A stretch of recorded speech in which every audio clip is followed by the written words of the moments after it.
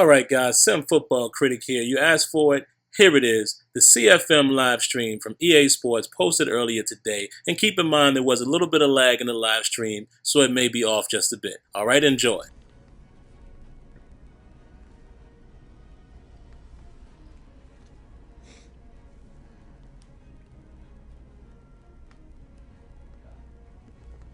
What's up, everybody? Welcome to the Madden NFL 15 Connected Franchise Mode live stream on Twitch. Joining me, Gabe Gonzalez, designer on Connected Franchise Mode. And, of course, you all know our boy RG from the gameplay team. You were loud and clear telling me to stop playing because I did not do well talking and playing. But see you guys online August 26th. Gabe, let's go ahead and jump right into this. So we've got our Connected Franchise kind of set up. We decided on 3 teams that kind of could probably use a little bit of rebuilding, arguably. We've got the Browns, the Jags, and the Raiders. You can go to full screen anytime here. Here we go. All right, so this is an offline CFM.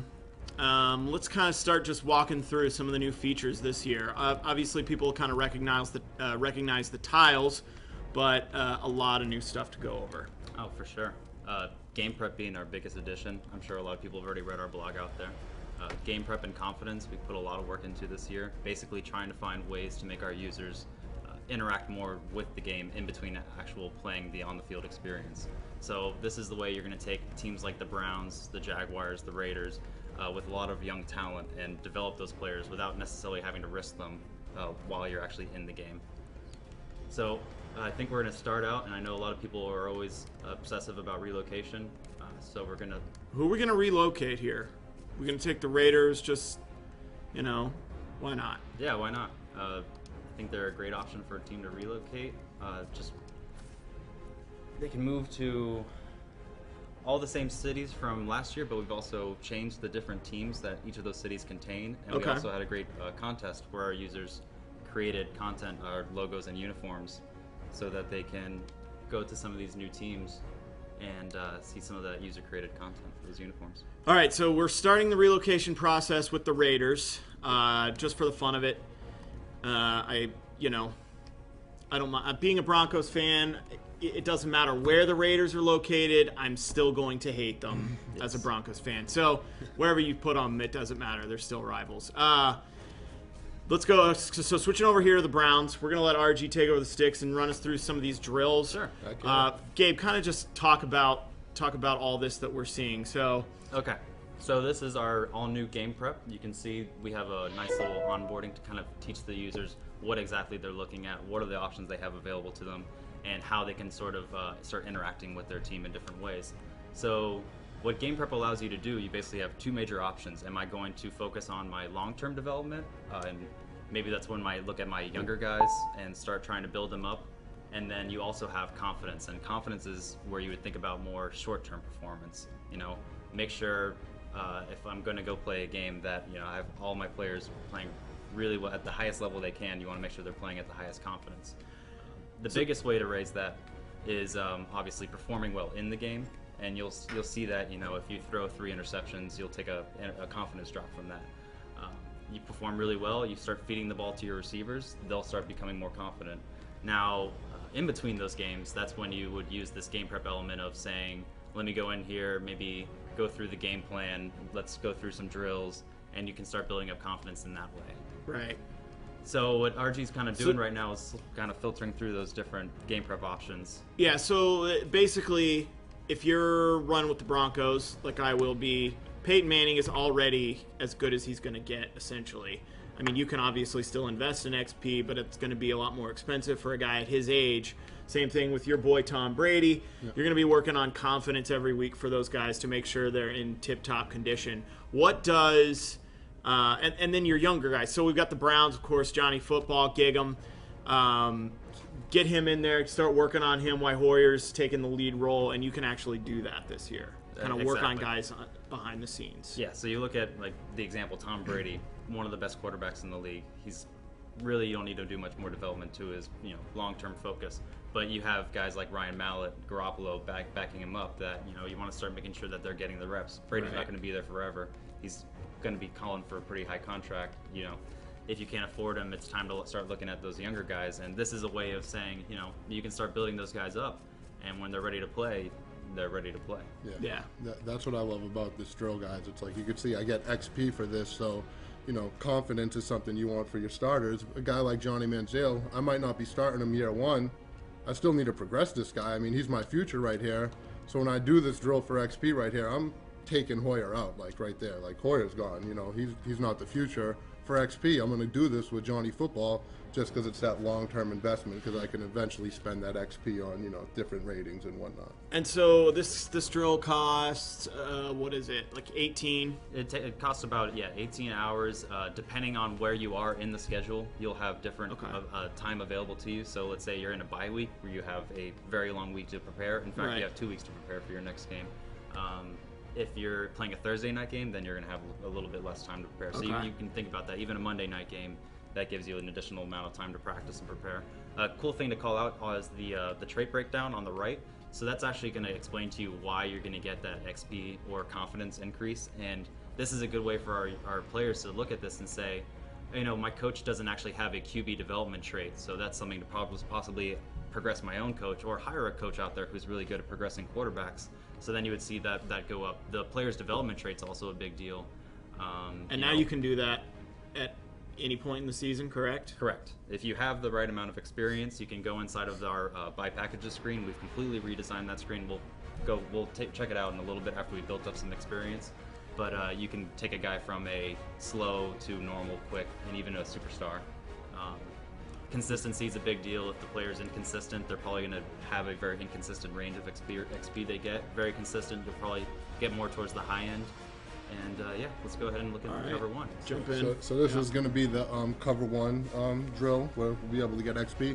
And I love the fact that we took the skills trainer drills and implemented them into CFM. That was something I loved to do back when I was playing on PS2. To see that back, it's awesome. And the thing I really love here is we're literally killing two birds with one stone. You're progressing your players, but you're also learning how to play the games. And we got drills for all the new mechanics, whether it's the pass rush, the tackling stuff. So you got all these new mechanics that you got to learn, and you can learn them while progressing your players. So I love that. And as you can see right here, we got new drills. These are new to Madden 15, where we actually teach you how to beat how to read the different coverage types and then how to beat them. So this one's going to teach us how to read a cover one and then how to beat a cover one. And Johnny Football, going into the NFL, I'm sure he's going to have to do a lot of studying on the exotic defenses he's going to see. So let's take a look at this cover one drill. Hopefully I could beat it and do Johnny some justice here on the practice. I'm pretty confident that you can. Something to call out also is that he's in the preseason right now, so what we're throwing at him are more like lessons or tutorials, teaching them how to break down the cover one, cover two, how to do a pass rush. As you progress towards the season or into the regular season, we're going to start giving them the actual challenges. That's where you go for that bronze, silver, gold medal, and where you get even more experience boost out of that. Okay. We want to make sure that the players are familiar with all these concepts, and then we start introducing the more challenging drills to them later in the game. Very cool. Yeah, I like the emphasis on teaching people football. I mean, probably 99.9% of the people watching the stream right now are guys who understand a lot of this concept because they've been playing, football themselves, or they play a lot of Madden. But there are plenty of people who talk to us that just don't understand like all the rules. I mean, we've got fans, in other countries that really want to get into Madden. And so teaching them what all this means, what does cover one mean, what does cover two mean, what does cover three, zone versus man even, all that kind of stuff, teaching them all that, where you can actually interactively do it is pretty something I think is really cool. And then, of course, building it into my favorite mode, Connected Franchise, I think is also awesome. Yeah, the beauty of it all, where CFM comes into it, obviously our gameplay guys built all these great tutorials, breaking down the routes, kind of pointing out the players, audio to go along with it. At CFM, we take it that next step. We look at where the team is struggling as you progress, where are the problem areas, what can they improve upon, and that's when we start suggesting to them, hey, well, maybe you need to look at doing the cover two. You've been struggling and facing that cover two a lot. Okay. You're facing a blitzing team. You want to make sure you know how slide protection on the offensive line works. Slide protection is something people very rarely use. That was too easy for you, Yeah, RG. one thing I want to call out too, I showed it off a little bit at the beginning. One thing I love about these drills in CFM as well is the new camera toggle works in that mode as well. So if you find yourself in a defensive drill, where you're trying to work on your linebackers tackling, you could press up on the D-pad and get that all new defensive player lock camera and see it from the defense's perspective, and it also makes the drill easier. So I love that you could, grab the camera that's appropriate for the drill that you're running. Great functionality, in my opinion. Yeah. So you just got a solid 1,000 experience points for Johnny. Here in the screen, we're actually going to show you as you progress through game prep. We keep track of. Sorry, I have a question, Oh, go Gabe. ahead. Yeah. Didn't mean to interrupt you. So you explained that basically the coaching player, how much goes into how much XP you get versus, like the drill itself and all that kind of stuff. How much XP you get here at that drill you just performed? After you do it. So after you do it, you can see the coach trait. Like we said, the Browns coach doesn't have, he's not great at developing quarterbacks, or at least he doesn't have that package yet. You can go in there and buy that for that coach. We also look at how consistent that quarterback is. Johnny just being a rookie coming out, we consider the rookies in general to be kind of in the middle of there, but obviously consistency is a rating they can increase. And you can see right there that Johnny is a superstar developer. We have him at the superstar development trait. That means he's going to progress a lot faster than some of our quarterbacks in CFM.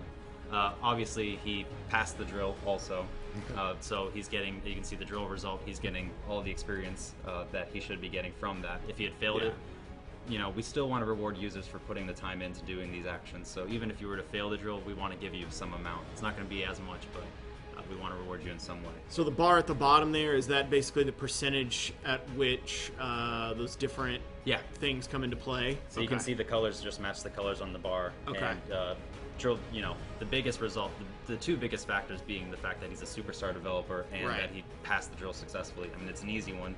Mm-hmm. So, when we go into some more challenging things, you'll see when you're trying to hit bronze, silver, and gold, so getting gold ain't easy in a lot of our drills. Absolutely.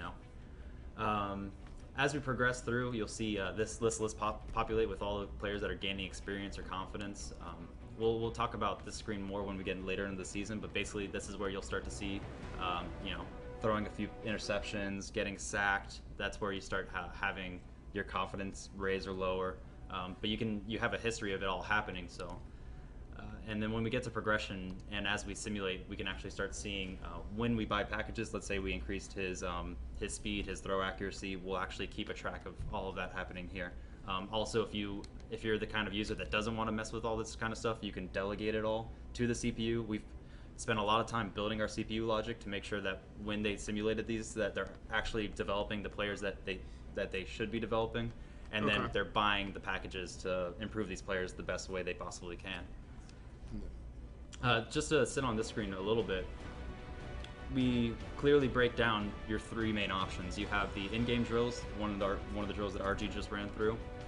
We have improved confidence. That's where you can kind of raise your confidence a little bit at a time. You can't raise your confidence as quickly as you can for XP, because the idea is a lot of that confidence comes from playing the games, playing them well. If you find a guy whose confidence has dipped below 30, that's when their ratings start taking a hit. So if you see a guy below 30, you might want to go in here and try to bring it back up to a normal rate. And then if you see a guy on the bubble, say he's like at 73, 74 confidence, run him through a confidence drill, and then you'll start seeing his ratings increase. Very cool. And then increasing your XP and increasing your confidence, that all gets tied into recommended activities. So this is kind of also clues you into that CPU logic of these are those concepts, these are those things that we think you need to work on. Definitely need to work on our talented wide receiver. We probably guess who they're talking about here. And so this is a great way to kind of look. If you're not familiar with the team at all, or if you just want to go in there quickly, go into recommended activities, run through, let's develop that promising receiver. And it's going to give us, obviously, you want to work up on this guy. Keep building him up. I mean, he's already pretty high, but still young, can get him a little higher. And so you see we still have Johnny up there, and we have the game that we got from these two guys. It shows you just before.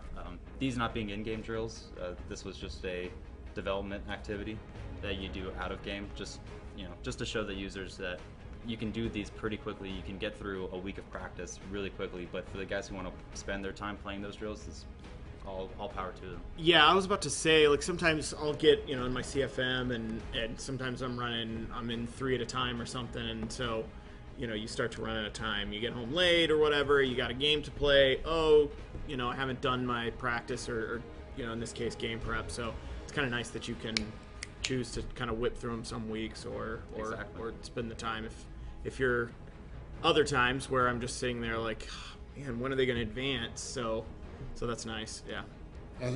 As a fan of the game, I'm just super excited because playing in my CFM, I always wanted a way. It's like sometimes you want to focus on the now. I know we already touched on this. It's just how excited I am. Sometimes you want to focus on the now. I need this receiver to start progressing right now, and now we can do that. You can just go straight to the confidence. But then I used to I play with a Patriots fan, and I had Mallet back there. Brady's already a 99. I didn't need to develop Brady anymore. He's not a 99. He's close to it.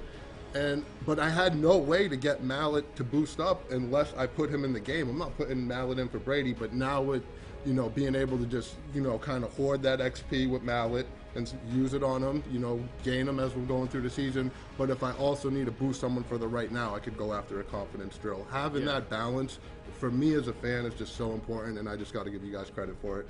All right, that's my rant. I'm sorry. Ran over. I'm excited. Here's another thing people are going to be excited about, RG. Gabe, explain this to us. It's something that doesn't need a lot of explanation. Heavily requested. We finally were able to get this in. It wasn't exactly the easiest thing to do, but as a commissioner of an online league or as any player on an offline league, I can go in here and I say, I don't really care about the preseason, so why don't I just sim through it? But we took that the next step further and said, why don't you take me to the midseason, playoffs, to the Super Bowl? Let me go to the offseason. I'm a guy who only cares about the draft, so let me just sim straight to the draft. 10 years, though. 10 years. 10 years. 10 years. We won't touch that. But obviously, all of our fans are very welcome to just jump in here. As a developer myself, it was great to, make some changes. I wonder, tweak our trade logic, tweak the draft, and then sim 10 years, and then immediately come back and say, like, okay, so this is what the league looks like in 10 years, without having to hit advanced week, 16, 20 times 10. So it's a neat little addition, and it goes a long way. We're going through the relocation flow for the Raiders, so we're just going to sim through the preseason right now as we get those relocation steps. And, that's right. Let's go to Shah Khan and Force Advance. Obviously, the multi-user offline functions a lot like a online league, so if you have multiple characters playing, then they have the option of setting themselves as ready. Once everyone's ready, then it will advance the league. Any user also in an offline league has that option to just force advance it if they don't want to wait for the other guy on the couch to do, set his roster, to set his depth chart. Surprisingly, we get that question a lot still, Gabe. But I don't want to play online. I don't want to play an online franchise. I just want to play franchise. Franchise is real. Franchise exists. It's one and the same. The beauty of it all is all the work we do to offline franchise gets applied to online franchise.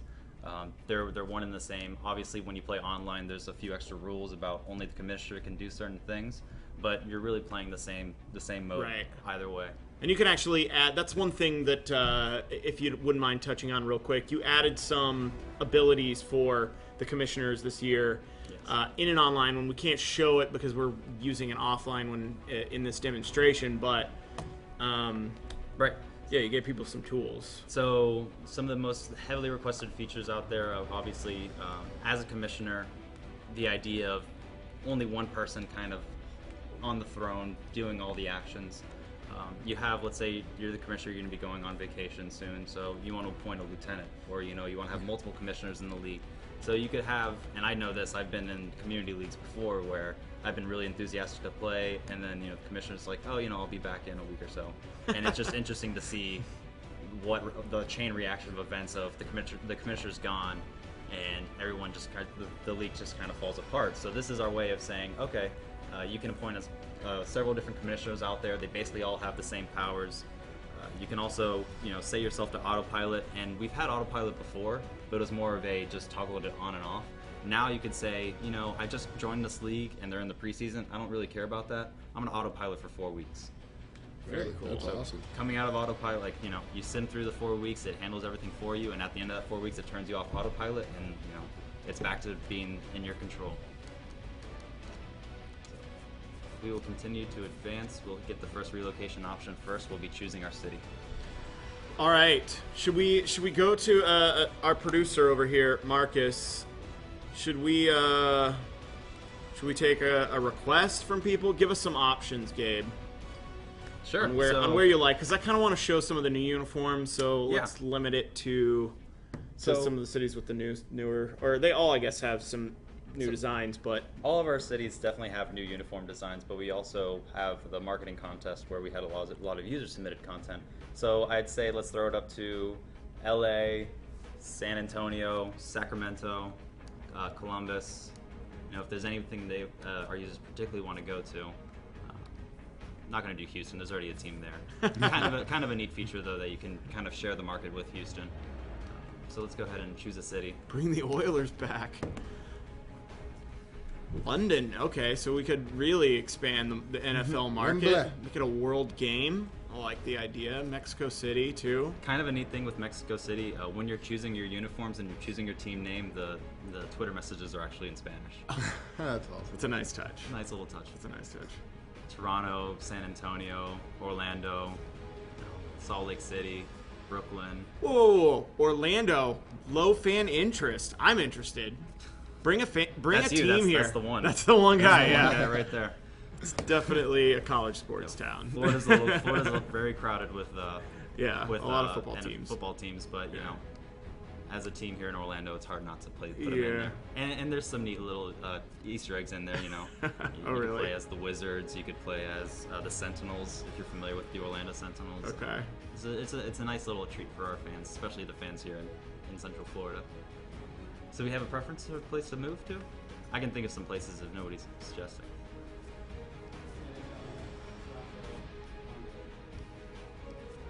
Let's go to San Antonio.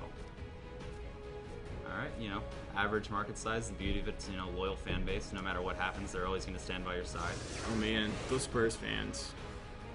They are dedicated. And it's the gray and black, right? I mean, the Spurs, and now we got the Raiders out there. They rep it. Owner mode was an addition we had from last year, so now that we're relocating, we're getting a question about, you know, why. Well, it's official. You guys are moving after this season. I speak on behalf of all the fans here. Why do you assume that city is any better than this one? Catching some heat. Tough question. Jeez. Making me feel guilty about it. Yeah. I get that many of our fans would be upset, but long term, I think this is the best decision for us. So you'll see, if you're playing owner mode, you instantly know, you know, per win basis, per loss, what you just said kind of helps your team value increase over time. So let's go to the next step, which will be choosing our team name. All right, so meanwhile, the Browns are still developing their players just like you would expect them to. You guys also implemented a lot of intelligence as to how the CPU teams. This one we're controlling, but we're obviously simulating each week. So even though we're controlling the team, because we're advancing these weeks, it's delegating that game prep option. So it's going to continue to build up the team, and it's going to do it in the smartest way possible. If the confidence is really low for some of your players, maybe they had one or two bad preseason games, then we'll make sure that, you know, they keep getting their confidence boosted. If there's a lot of young guys on the team, a lot of talented receiver, the quarterback, obviously, it's going to keep developing those players. It's big. So let's look at our team names. I think we're going to go with the Marshalls.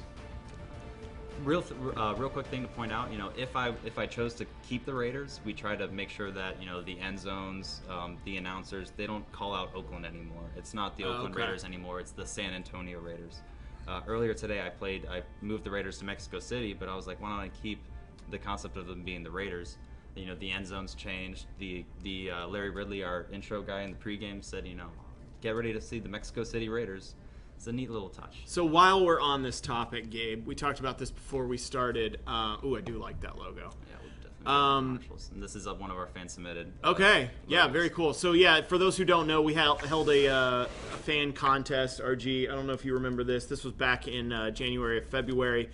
We were like, hey, if you guys have, there are tons of people, talented artists out there, and we were like, hey, if you guys want to submit one of these logos, uniform designs to us to put into Connected Franchise for the relocation teams. And we accepted a bunch of the best ones, and they made it into the game, and this happens to be one of them. But obviously Josh put in a lot of work with all the rest of the uniforms to make them look, really sharp too. If you think about it, we have several different options of where you can move, and then once you've moved, you have options of what your team name will be, and then you take it that next step further, you have different uniform types with each of those team names. So the permutations, the different amount of possibilities are just ridiculous. There's so many different options out there. So obviously we crowdsourced it. We had some great user-submitted content, and the beauty of it all is just, Josh put a lot of time into this. He worked really closely with our graphics department, and he was able to create a lot of kind of, nice looking uniforms to go through. And it's neat to see, with all these uniforms. I think we'll go with these. I think it actually wins the popularity vote as well. That's sharp. Okay, so you briefly touched on it, but I'm getting a lot of questions on Twitter about the presentation stuff in CFM while we're simulating here. We didn't touch on the presentation stream. We probably should have a little bit, but we were kind of avoiding ratings at that point. Now all the ratings are, the cat's out of the bag on the rating stuff. So we could talk about this, but yes, to answer their question, yes, there are, different presentation elements and broadcast elements for CFM. Kind of talk us through that a little bit, if you don't mind. Definitely. So we definitely CFM worked really closely with our presentation team who handle all that in-game presentation aspects, the UI, the commentary, the broadcast, the whole broadcast flow. And the beauty of it all is, we were able to push a lot of things inside of CFM through to in-game. So, when you're in the fourth quarter, you'll see your upcoming schedule for the next week. If, let's say you're in the middle of the season, you can, you'll start seeing where we start doing the playoff talks. You'll look at division, the division standings will come up. The playoff picture, the wild card hunt. If you're one of those teams kind of on that wild card bubble, definitely the commentary is going to hit on that. It's definitely neat to see the game. The experience doesn't end here in the menus. Once you go into the game, your experience continues into it. Commentary hits on it. Team rankings. If you're leading the league in sacks, you just sack the quarterback. They're going to talk about that. Like this team has just been one of the most dominant teams. You want to dive into another game prep? Yeah, I'm ready. Yeah, let's do it. I'm ready. Meanwhile, Gabe, I'm going to go ahead and push a call out here. Pass rush That's drill. That's a good one. I think that's a good recommendation. This is a great one. This is a great one. All right, everybody.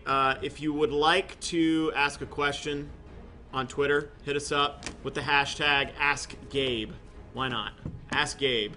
Short and sweet. Hashtag AskGabe. I'll be looking through, and I'll get Gabe to kind of look at them and try to answer your questions as we go through this. Browns with 3 guys on the D line at 83 overall. Nice. See, the Browns are pretty good this year. This is, I mean, they've got a lot of young talent. Yeah. If they can put it together, it'll be interesting to see. And I know we're playing around with Johnny Football because he's Mr. Popular right now, but I actually think Hoyer is going to be a pretty solid quarterback this year. Yeah. This drill's a great example of how I talked about earlier, killing 2 birds in one stone. Like, you're really going to want to get into Skills Trainer and learn how to use these new pass rush mechanics. It's not something you just want to dive straight into game and start trying to use. Being able to go into these drills and actually use this stuff in a practice scenario is going to prep you. Playing as Johnny Manziel, as the quarterback. Oh, man. I couldn't get to him. They double team me. It's hard to get off those double team blocks, man. That's rough. Let me see if I You almost got to him, too. If you play as a defensive back, snap. if you play as a defensive lineman, we're going to use the There player we go. lock camera. Here I Get come. him. Here I come. Screaming. You see, It's hard not to get into one it. thing I'm sorry, I get passionate. One thing I really like about these is you see I'm getting double team blocked right here. It's way harder to win those matchups on the line when a pass block double team triggers. It's like real life. If you could get on the outside, oh my God, you see him just pancake me. Luckily, the rest I got 83 all over the rest of the D line, so they're helping me out a little bit. You went into this drill as a defensive tackle, and your duty pretty much is eating up those double teams, Here taking we up go. those blocks.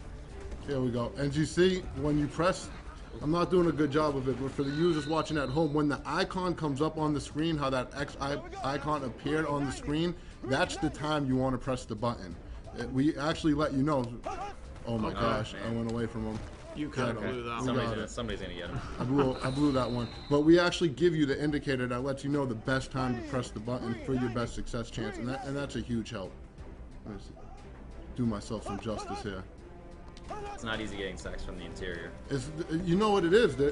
See, I'm contributing, though. The pass block double teaming me. The rest of the D-line brings the pressure, getting it done. Yeah, we still credit the user for completing those because you're performing your role well. You're eating up a double block. You're kind of guiding the quarterback, keeping the pocket where it should be, and then obviously the edge rushers are going to do the job. I think the mistake I made here too is I picked a defensive tackle. In a drill like this, the tip I would give is use a defensive end so you can try to avoid some of those pass block double teams. When you watch NFL football, a lot of the times it's not the D tackles that are getting the majority of the sacks. It's that outside pass rush, the D ends, the linebackers, or whatnot, because they don't have to deal with as many double team blocks. So in a drill like this, it would be more ideal to use, a linebacker, defensive end. Mistake on my part. Unless, though, I've actually had some success with guys like Atkins and stuff like that. I mean, if it's an elite defensive tackle, you can actually get through a lot. Yeah, you can get through there, especially if it's a single block. It's just the likelihood of that double team block is going to be, I feel, much greater at the D tackle position. You still got your XP, though. Look at that. If they try to run up the middle, though, I would have popped them. So here's where you can actually start seeing some of those confidence changes throughout the week. For winning a close game, I had 100 yards receiving. So that actually clues you in also, if you're playing as a quarterback or if you're the coach of the team, if you want to keep your receivers' confidence high, you keep feeding them the ball. So this entire experience of confidence, it kind of guides you into what you should be doing. Another tip would be looking at the team goals. So if you have a receiver whose goal is to have a certain amount of touchdowns, then you want to make sure you keep feeding him the ball, especially if it's a receiver you want to, it's a receiver you want to develop. You want him to make sure he gets a huge season XP bonus. One thing that we talked about earlier is there's different tiers of the drill too. So if you do want to develop your defensive tackle as well, we could get the lesser tier drill of that, where it's a one-on-one situation with the D tackle against the blocker, and you'll have a better likelihood of success there in that type of drill. So there's different tiers of these drills where you can some are going to be harder, where you might want to use a DN, and like the one we were at, but then you also have the one-on-one block drills where it might be better to use a D tackle in that situation because it's a one-on-one situation, and that's something I really like. So now that we've actually gotten into the regular season too, you'll see in the recommended activities where we actually introduce some of those game plan elements, so that we know that the fact that you're going to be facing the Saints, one of the best passing defenses out there. You want to make sure your wide receivers are confident, and make sure they have the right amount of experience. So, one of the first things that they recommend you do is, keep up the confidence of your receivers. So do we have it? Yeah, we do. Just enough time to actually do that Gordon could use a little bit of a boost. So you see those confidence changes happening over time. Gives +7. That's actually a pretty huge boost. Game plan confidence activities in general are going to give you a pretty large reward. As you can see, most of the other events happening here have been +1s and +5s. The fact that Miles Austin had a good game, that was a pretty large confidence boost for him. So confidence isn't going to be something that fluctuates wildly each week in, week out. Right. It's something that you actually have to kind of build up long term. So at what point do you start to see ratings change based on your confidence? So once your confidence rating goes above 75, you're going to start seeing your intangible ratings. One thing we wanted to make sure was, just because you're playing confident doesn't mean you're a stronger player or a faster player. We wanted to make sure the ratings you were impacting were those intangible ratings. Right. You want to make sure if your confidence is high, you're a little bit more, sharper in your routes. Or if you're playing as a quarterback, you're a little bit more accurate once you get above 75. And then once the reverse of that, once you start dipping below 30 is when you start seeing those negative penalties happening. So, if Peyton Manning were to get below a 30, then, his accuracy might start dropping off. He's not going to play like the Peyton Manning you've seen all through the last season, minus the Super Bowl. I think that's really cool. You guys focus on the ratings that are mainly technique, not the physical component of it. So, like you said, a receiver, route running trait, quarterback, throw accuracy, defensive lineman, block shedding, stuff like that. You're not going to get faster just because you are feeling confident. I'm feeling confident I could go out into the parking lot and run a fast 40, but that doesn't mean I'm going to. And so if you want to boost your speed, there's the place to do it. There's the place to do it. And I believe we're at a point where we're allowed to talk about ratings. We're kind of able to kind of dive in here. So one of the beauties of what we did here was, before when you went in to buy packages, it was kind of a tough experience. If you sim through the entire season and you had 20,000 experience to spend and you hadn't spent it, you still had to buy those each individually. You had a pop-up for each one, and you're only increasing things by 1 point. For a rookie quarterback like Johnny Manziel, the big things to hit on would probably be obviously his awareness. Let's see, his consistency. You saw also the consistency was something that factored into game prep. The more you increase that, the more likely you're to get the higher end of those XP and confidence goals. So big deal for a quarterback in general is just raising that awareness. And I can just add or remove easily through here as long as I have the XP RG amount. is giving you the we're not worthy. And, it starts ticking down from your available XP. You hit a point where you can't add any more. So actually, that's a pretty good boost to him right there. We give him 63 awareness. You raise that up, and you see his overall rating just shot up a little bit. Awareness is a big deal for a quarterback. They have to have that pocket awareness.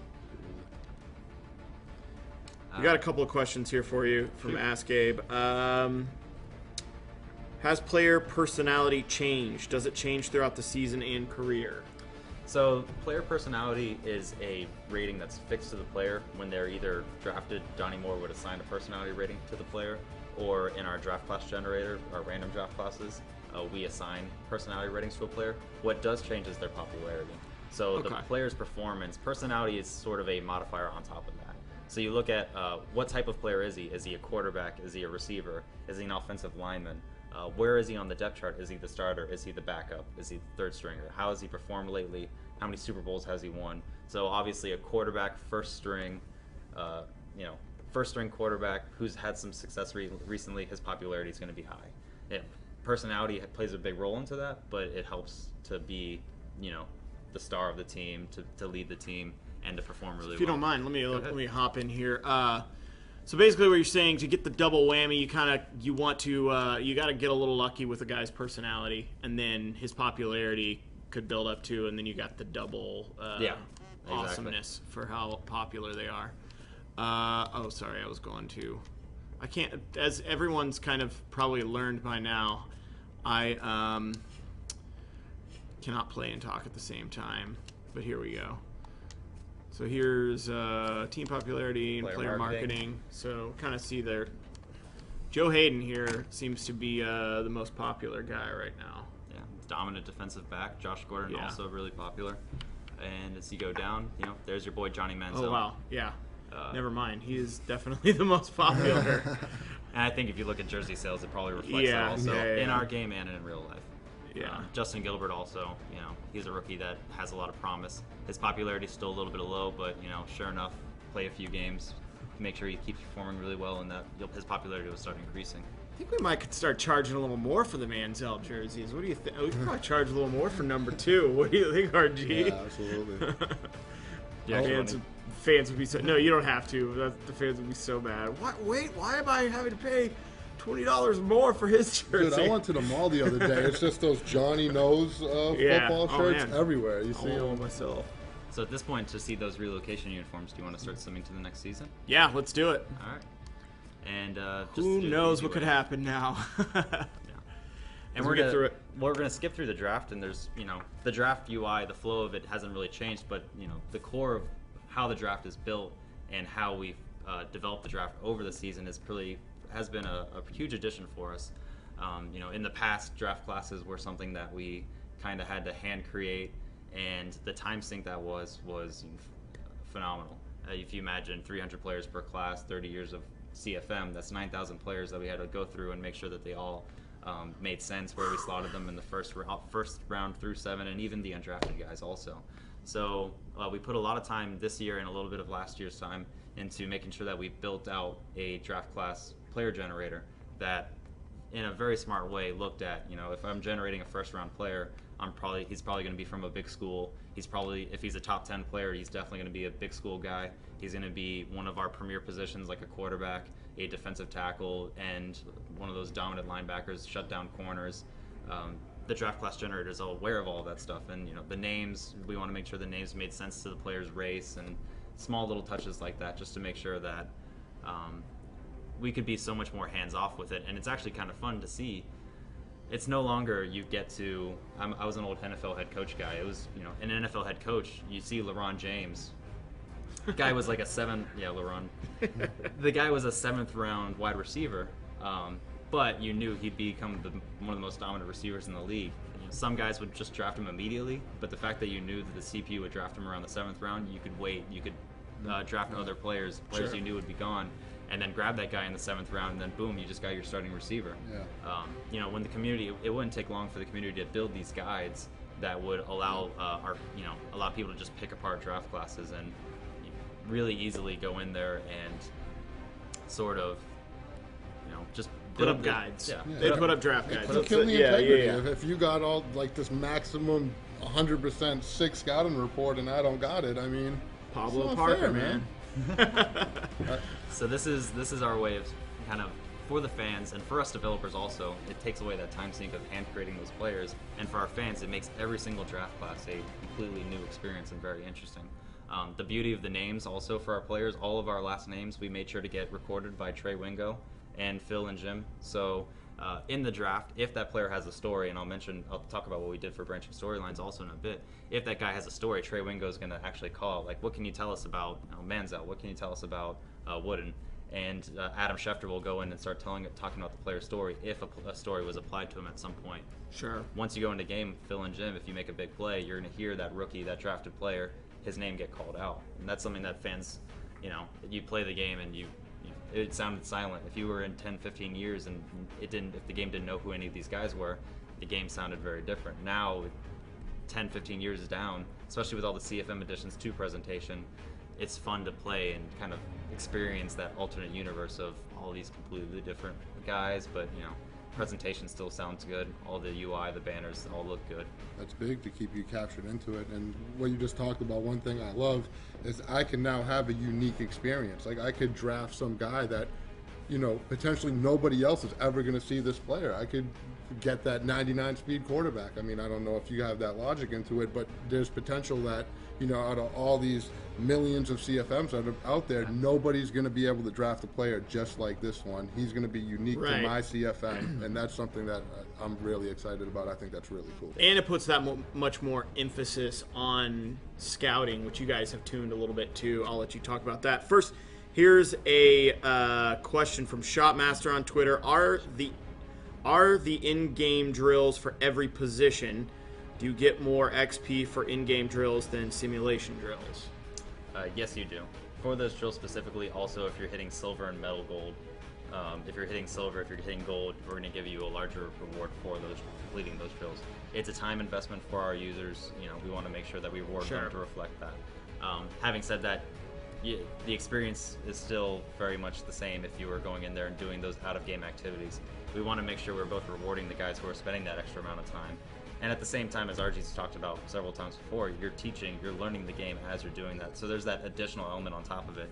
If you're just going in there and, you know, having team meetings and watching film, you yourself aren't actually improving in the game of Madden. This is an opportunity for people to improve and also get that extra reward. And when they start getting gold, they'll start seeing those bigger rewards come in. Absolutely. The thing about the draft also, branching storylines has been a feature we introduced 2 years ago, and this is the same case that goes for draft classes. The time it takes, the investment to write all those, to apply it to players, to kind of plan that all out throughout the years is a massive time sink. And for us and for our users, it's kind of neat now that those branching storylines still very much exist. We just have logic in our system to say, you know, every week we want to apply a story to a player. And then we dynamically, using logic, we look at, you know, which type of player should get this type of story. You know, you get towards the end of the season, and we're gonna obviously want to say who was the Heisman winner. And, you know, we look at, you know, some of the best quarterbacks or receivers or even defensive players. You know, so that it kind of happens kind of infrequently. But you'll see at some point, you'll see a story come up about, you know, so and so Sir Economy, which is one of the funnier names from last year. Sir Economy has won the Heisman. And that does some other things under the hood to the player. You mentioned scouting and how's that changed. Well, the draft is constantly we don't just generate the players and that's it at the start of the season. Throughout the season, these stories are coming and they're doing small things to tweak their intangible ratings, to tweak their physical ratings. If a guy gets injured, you're not going to be able to scout him for the rest of the season. The guy might get kicked off the team. You're going to lose the ability to scout him. You might get a guy who one of our younger, like one of the juniors, underclassmen, he may decide to wait until next year, and then you'll see him pop up in next year's class. It's just a way to keep the draft every week. But I can take the risk and go ahead and draft that guy that got injured that I couldn't scout it on the chance of, hey, this could be a steal right here. Yeah, that's awesome. When we looked at that logic, we wanted to make sure that you don't want to take a 7th round punter and say he got injured. I mean, what's that as a user, like, where's the risk reward there? That he's just a punter, what's the injury going to do to him? But you take that first round, that first round top 10 wide receiver, he got injured during the combine or something, and he's still a top 10 wide receiver. You probably lost the ability to scout him a little bit, but it's that awesome risk of being able to take a guy. Awesome. All right, here's one from Bassmaster14. When you draft somebody, will they have like a story or just a couple players?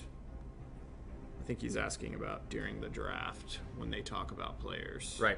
So if a story, at any point, if a story was applied to a player, and you'll know if a story was applied to a player in our news system, we'll have a news story kind of pop up and talk about that guy.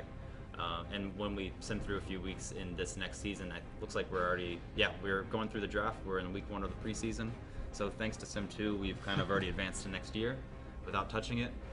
Once you draft one of those guys who has a story applied to him, you'll hear Trey Wingo talk about that guy and then pass it on to Adam Schefter, who will give a full analysis of that player, his background, and even his opinion of how he thinks he'll perform once he's been drafted. Very cool. All right. Here's one from OVFD55 on Twitter. Can you use your whole game prep to focus on one player? I can answer that for Gabe. Yes, you could focus all your hours on one player every week if you wanted to. You can just sit there and just spend all your hours on Johnny Football if you want to. You have total control of game prep. If that's what you want to do, go for it. I mean, I'm a Jaguar fan personally. It's one of the youngest teams in the league. There's a little snuckle trickle there. No. That's like the Florida team that I kind of root for. Great. You can join our fan base.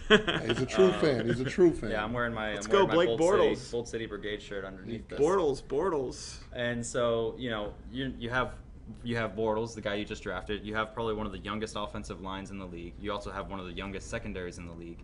If you're just focusing all your time on Bortles, I'm sure a lot of users will do that. I know I'd make sure when I play my preseason that Bortles is getting reps.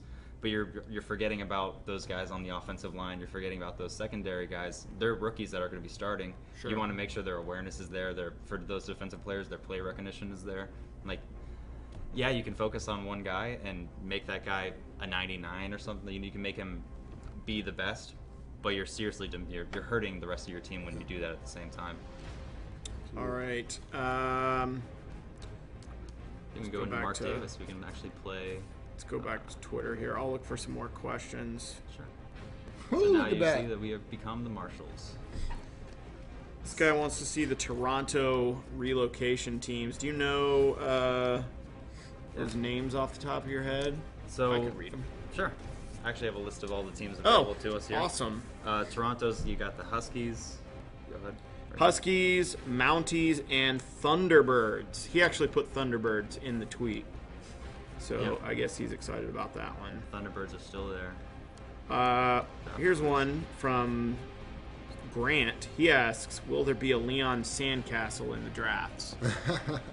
That would be tough with the random draft classes. You know what? With the beauty of random draft classes, there's a very strong chance that Leon. I wouldn't say a very strong chance. I'd say all of it's up to chance. There may be yeah. You might get a Leon Sandcastle. You may get Sir Economy may come back. You get a lot of different interesting players. You might get an RG. I'm gonna have to draft that dude. What? He's gonna be a beast. Just throw it up. Just throw it up. He'll go get it. A quick example of our branching storyline system was after this draft class was generated. We have a story already coming out about this guy Clinton Ross being a surefire hit, and then you have Gerald Donaldson, former rugby guy who decided he wanted to come out and try football.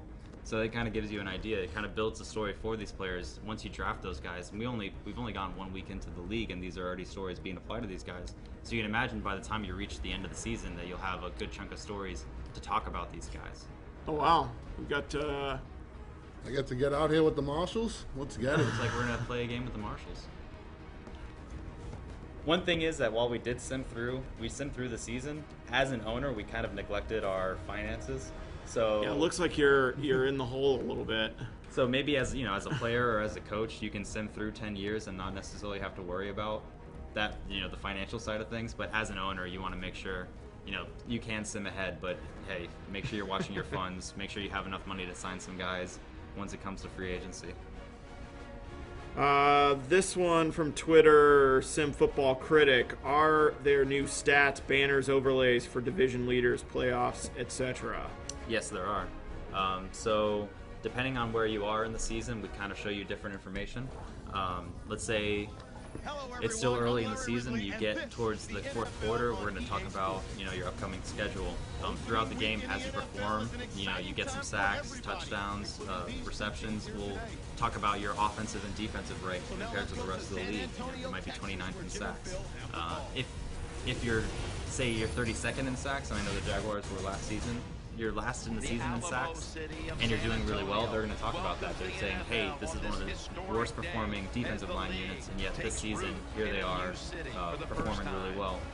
Once you get later into the season, then we start looking at the division standings after you've played a few games, and we actually have a pretty good representation of what the division looks like. So you can get that idea of, what are the division standings, who are the big players right now, and then once you get close to the playoffs, that's when we look at, here's the playoff picture, here's the teams that have clinched their division, clinched the conference, here's the teams that are on that bubble for the wild card. And then once you're actually in the playoffs, that's when we show the playoff brackets and talk about, who's in the division championship, who's in the conference championship, who is possibly going to win the Super Bowl. All of that's there, and we talk Very about cool. it. Show it through banners, audio's talking about it. These games feel more like a CFM experience. All right, JP, if you're watching, I know you are. There's your answer. Let's get some more I questions. know a lot of people this probably one's curious cool. about presentation, and that's a big deal. Oh, we got Derek we got Carr. the young buck in there. Derek Let's get Carr. it. So yeah, also we did sim a season, and I also simmed through the preseason for this. So who knows who they drafted? Who knows who they drafted? Who they signed in free agency? Who they've developed? It's fun to kind of send through and see kind of these things. Yeah, and Rodgers is your running back now instead of MJD, so I don't know where he could be hurt or anything. Off me. He took number 32. MJD. Sure. I think they got Jacquizz Rodgers. They did a little free agency pickup there. Look at the Marshalls offensive line. Donald. Huh? Yeah, these jerseys are sick. I'm feeling this right now. This is like a new flavor. I'm ready. Perform, make sure. All right. I got this angle route. These angle routes are usually money. Hopefully we could. You see that blitz angle route? First down, baby. Moving the sticks. And that's Rodgers. That's the new pickup. They're real happy. Just got to show them off a little bit. Derek Carr getting the start now. I guess it's good to get the ball off quick, too, especially a young guy with Carr, because once that pressure comes at you, you got a good chance of an inaccurate throw, and the pressure is coming this year in Madden 15, those new pass rush moves. But like we've been developing Manziel while we were playing as the Browns, the CPU was also knowing that, hey, we have Derek Carr. This is a guy that we want to make sure that we develop. We weren't doing it ourselves, but the CPU knew. We want to make sure this quarterback's ready, because ultimately, maybe the starter, hey, don't get too confident. You're going to start losing confidence in your life. Yeah, it's rough out there. This one from Jared. Is there more emphasis on CFM playoff games? Is there huge emphasis? The presentation is, we definitely have a special presentation for those playoff experiences. Obviously, the Super Bowl has its own very unique presentation.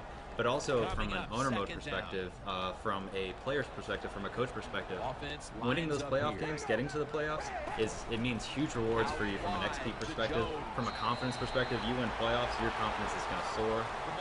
And merchandise sales, ticket sales, all of that in the playoffs is a huge deal. Very cool. All right, RG, here's a gameplay one. This one from QB Hitman. That double move looked like it could be exploitable. Does man coverage stand a chance? I think he was talking about the one that you ran. I'm thinking it was talking about the one you ran at practice. So I don't just know. depending on I don't know. coverage. Yeah, I think he's talking about the one. A lot of that. So one thing we have this year is the global coverage adjustment. So if you know someone's going to do a double move to the outside or the inside, you could shade your defense or individually shade the defender who's guarding him to play that route. And more often than not, he's going to be in a position to make a play on that ball as long as the ratings matchup is there. And that's the other component of it is ratings play a huge factor in that. So if a guy has a way better man coverage rating than the route running rating of the person running the double move, you won't even have to shade. He's just pretty much going to be on him or whatnot. So it's really based on the ratings. Wow. And even if you have a ratings mismatch, we give you the tools to account for that. Let's see if I can do something on defense. I'm sorry. As you can see, I'm not in rare Madden challenge form like I used to be. I mean, the AI is tougher. Rex exposed me on the last one. I've taken a couple tough L's. It's all right. Keep working on that confidence. Something to talk about here is David Fales is starting for the Bears. I'm not sure what happened to Cutler either. He was either traded. I'd like to say CPU traded. Like the trade logic for CPU has definitely been increased. You'll see the CPU making a lot more trades throughout the season. For Cutler, maybe he was hurt. Maybe Fales somehow outplayed him and became the starter. Or it's kind of interesting. Simulating through preseason an injury, possible for sure. Yeah, and a guy like Cutler. Right. I'm not sure what his injury rating, but I doubt it's that high. Right. Let's see if RG. Oh, nice You stop. redeem yourself on defense. Yeah. So the marshals, we lock people up. That's what we do. Looking through this feed here. Once again, hashtag Ask Gabe if you have any questions for CFM. We don't have a ton of time left. Should probably wrap up here pretty quick, though. So, Gabe, if you want to go over some of the other features that you want to touch on while RG's kind of playing. Obviously, the Pro Bowl, we reacted to the NFL, and the Pro Bowl is no longer a difference between AFC and NFC. The Pro Bowl is a fan-voted, you have Team Rice versus Team Sanders. We'll actually rotate legends in and out every year, so there'll be different legends running the Pro Bowl teams, and they'll just to talk about owner mode a little bit also. We kind of owner mode, its first year implementation, owner mode was a little bit lighter on the difficulty. Our users could get a lot away with setting our ticket prices really high, setting merchandise for tickets split, and even if ticket sales went down, the fact that they were increased so high they could make a lot of money. Now owner mode is a lot more difficult. There's more of a sweet spot when you set prices. You definitely don't want to sit at that average price it starts at. You want to kind of play with it and find out what the good price. Maybe it's actually lower, maybe it's higher. So there's gonna be a lot more of a financial challenge when you play owner mode if that's the kind of experience you want. Injured reserve. Once you go into injured reserve, you can at any point, if there's a guy that's recovered quicker than you thought, or if you haven't used it yet, you can bring back a guy from the injured reserve, just like in the NFL now. Here's one. Did you tune draft classes? No more 5'7" running backs with 70 speed. So, to give you a little idea of what under the hood happens with the draft class generator, is that we build out what we call different player types and then tiers of those player types. So you have your, for running backs, you have your smaller Darren Sproles types, your Brandon Jacob power backs. Your receivers, you have your Calvin Johnsons, but then you also have Ted Ginn and all these different body types, and that gets tied into what type of player are they. It affects their ratings and affects their size. Nose tackles are obviously big guys, so anytime you see a nose tackle, you can imagine it's probably going to be a big guy. And then the size, and we try to make sure that a big guy shouldn't be running a 99 speed. When we generate these players, we generate them looking at everything from their size to how fast they move, how strong they are. Okay, very cool. Had another one here. Oh, can you still play as a player? Any difference? The biggest difference is playing as a player, especially if you're playing on the Xbox One or PlayStation 4, is that we utilize the new player lock camera. So if you're playing as a defensive back, if you're playing as a linebacker, the camera on default, and the users can toggle out of this, will be in that. And if you remember Road to Glory from NCAA, like that was, every player had its own unique camera and its own unique experience, so you played from that perspective. Also, Game Prep is there for a player, so as a player, you can choose every week, do I want to increase my XP or do I want to increase my confidence? even when you're not on a team. Like, let's say if you were released as a player and you're a free agent, you still can go in there and start going into skills trainer, improving certain aspects of you, just trying to get better. You can improve your confidence, improve your XP, and hey, maybe a team actually jumps on you at some point, or you're forced to retire and play as a different player, or a coach, or an owner. Yeah, and playing in RG, you can, both of you could, but playing as defensive end this year is a lot of fun because the new mechanics. So I think a lot of people are going to create CFM players as defensive ends or defensive players in general, because that camera flipping around, it just makes you way more immersed into playing as that position when you're on defense with that camera angle. I admit, I've always been very stubborn in my Madden ways, so I've been, in the standard camera all year. But when I went into Skills Trader and they showed me that defensive camera for some of those defensive drills, it really makes all the difference in the world a lot of the times. And it's, it definitely helps in that situation. And it gives you a new feel, it gives you that next-gen feel. As a Jaguar fan, I know our defensive line pressure hasn't always been there, and I want to go in there either as an undrafted guy, a mid-round guy, or a high-round guy, plug myself into that defensive line, and start creating that pressure that we really need. Yeah. Okay. I know we don't got much time left, so I'm gonna go for the gusto. Let's go a little that B round. We got three deep rounds. What do you think, Gabe? You have time for that? Oh, definitely. Slanging. Especially, did man. you get it? Oh, no. Respectable numbers for Carr, though. 5'6", 44 yards. I took that sack earlier. I mean, you're being very conservative, though, too. Well, you seen what I did. I pounded the rock. You pound the rock. They brought a bunch of people into the box. I hit them with the play action. I've been, taking lessons from Clint and everybody, and Larry.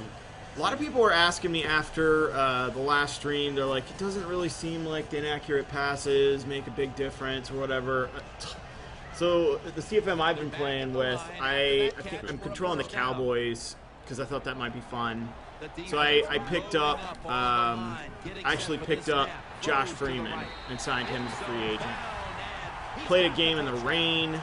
He came in the preseason, and I swear, I was like 2 for 8 at one point because he was overthrowing it, like throwing it wide, and also I had thrown like 5 picks in the game before, so his confidence was awful. So that's when you jump into game prep, you start building up his confidence. Yeah, exactly. And you start playing well also. If you keep playing poorly, that confidence isn't going to go up. Game prep can only help you so much to perform at a high level. Right. But it's interesting to see how much that starts impacting you, especially when you get down to like the 0, 5 confidence. Bears are ready to return the kick.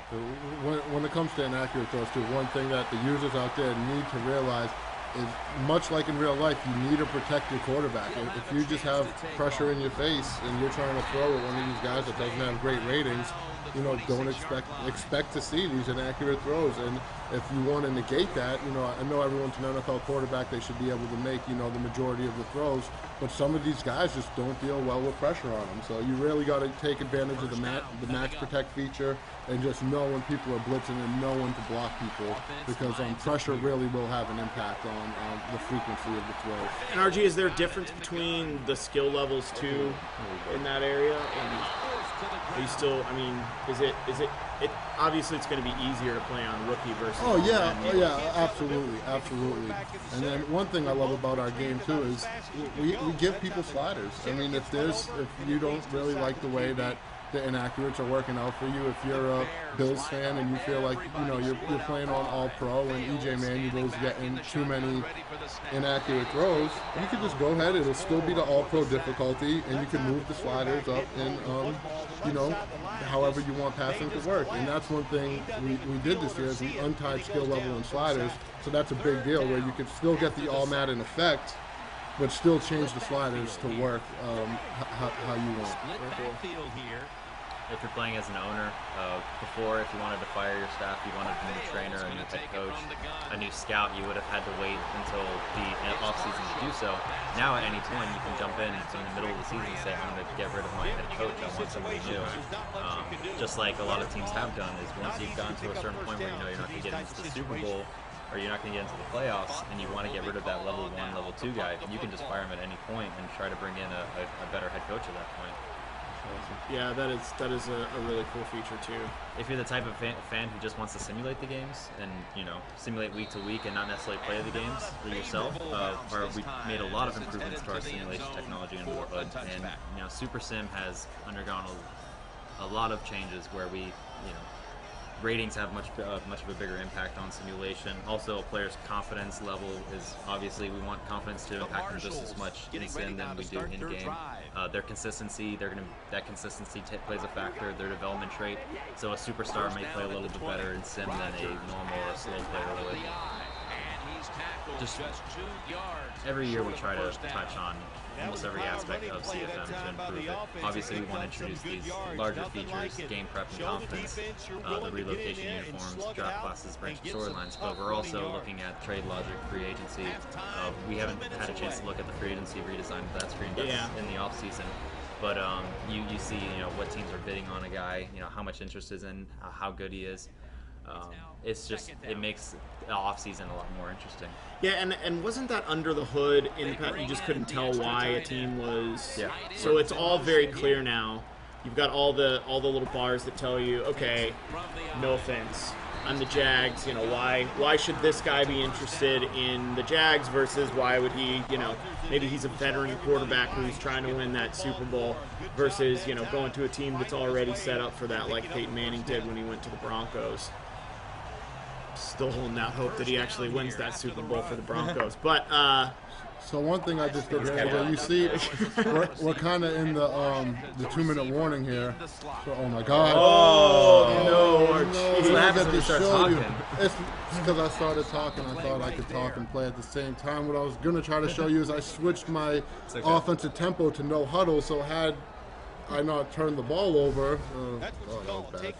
Had I not turned the ball over, my team would have known that we're in a 2-minute situation, and I wouldn't have had a hold line or anything. My team would have started hurrying up to the line. I would have had access to the play call screen like you used to in NCAA, and I could have ran my offense on the fly right there. I'm sorry to the users back home for turning it over right there, because I really did want to show you guys that. Got hit pretty hard. Yeah, my it bad, happens. man.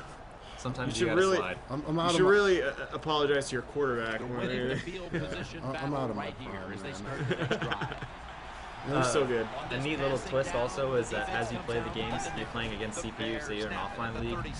All those alternate uniforms we built into the game, the CPU will choose to use those alternate uniforms. I remember at playing as the Jaguars, your first game is against the Eagles, and they decided to wear the Kelly Green, the old-fashioned. Oh, very cool. Yeah. So and then our new system coming out of that game talked about it. It's like it was a neat feature. Do you think they're going to do it more often? Kind of that speculation. And it was just a nice touch. It's just you play these games, and you're used to seeing these same teams over and over again, but once they throw in a throwback or an alternate uniform, it's just a really nice touch. Right. Yeah, that's a nice one. Go ahead and maybe get to halftime and then wrap it up. I just want to get out of halftime with the lead, man. I need to do it for the people. You need a halftime that has some good plays. A boring halftime is just low score, not a lot of action. Give us some big play moments. Give us halftime. There we go. Pass rush. Agasa! Oh, I'm sorry. I get a little carried away. I get into it sometimes. I'm going to call a timeout. I think I could get... Oh, this is trying to boot this. Wow. I wonder what their kicker's kick power is right now. You even put a guy back there to return it, maybe. I should have. Oh, yeah. He's missing it. He has the distance. He must have a ton of kick power. Gold. I know Clint Oldenburg did a fantastic job redesigning the kicking game this year, and he put in logic where quarterbacks aren't as often as they used to. Kickers aren't as often as they used to attempt kicks that they have no chance of getting. You would see that in Madden before, and that's something that we definitely wanted to address. So you shouldn't see, guys that don't have, a high 90s kick power attempting long kicks like that one. Yeah, I know there are a lot of people asking if kickers were going to or CPU kickers were going to miss more. Let me see if I could get a little of this no huddle action going for the people out there. Quick tip for users when they start their season, especially for players out there who have liked that idea of rebuilding their team, kind of starting with one of the weaker teams in the league, is one of the first things you maybe do is look at that improved team roadmap. go into first, evaluate your roster. What kind of players do you want at each position? You can go into the scheme screen and change their scheme, change the playbooks you're running, and then change all the different types. Maybe you don't want a mobile quarterback. Maybe you want a pocket passer. Maybe you want to change. The Raiders are very much emphasis on speed receivers. Maybe you want to change that to red zone threats, big body guys, and route runners. Once you make all those changes, look at the team needs screen. Look at your roster and how that has impacted their overall ratings. And that can kind of clue you in on how to build your team. And the team needs screen also suggests free agent players, maybe players in free agency, players to trade out there that are available to you. Also, talking about trades. Glory. I'm going for glory. Oh, Did you moss it? I'm sorry, Gabe. I got carried away there. Eddie Royal. You got me in the moment too. I'm sorry. I was feeling it. You seen the users? You seen it? I clicked on and they making plays.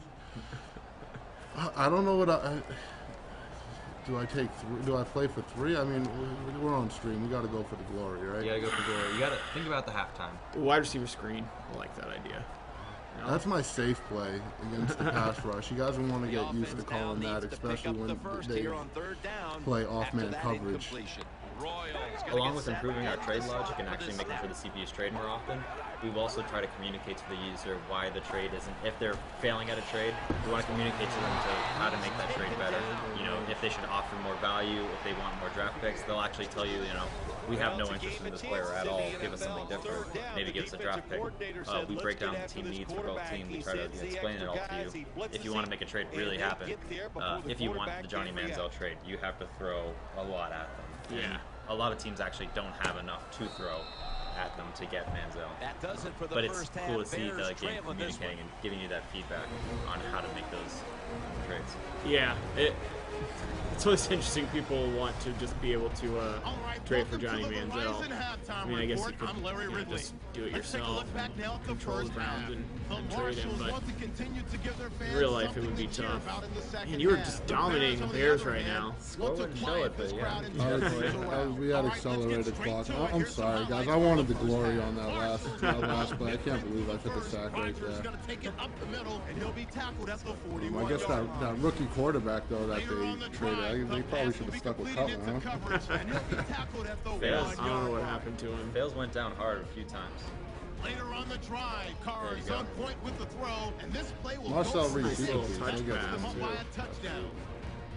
little celebration. They did a fantastic job with those post-play celebrations this year. All right, guys. Gabe, if you have anything else, I think we're going to wrap it up. Thank you, everybody, for watching. Join us for the next one. We definitely are going to get to Madden Ultimate Team, so hang tight on the announcement on when we're going to stream that. But Gabe, thanks for joining us. Thanks, of course, Josh Lumen as well, and Jordan Peterson, who could not be here today, but they gave us a lot of notes to talk about. RG, thanks for playing, man. Thank you for having me. Sorry I couldn't get that big one. It was a pleasure being here, and thank you to all the guys out in Austin, Texas, who really put their heart and soul into this mode. It's amazing what they can do every year, what we can do, and I'm just looking forward to see what we can do for next year also. Yeah. All right, guys. Thanks again. Once again, the game is out August 26th. We'll see you online. Don't forget, guys, every Thursday night, 8 p.m. Eastern, Sim Standard Radio. If you want to give us a call, you can reach us at 914-338-0794.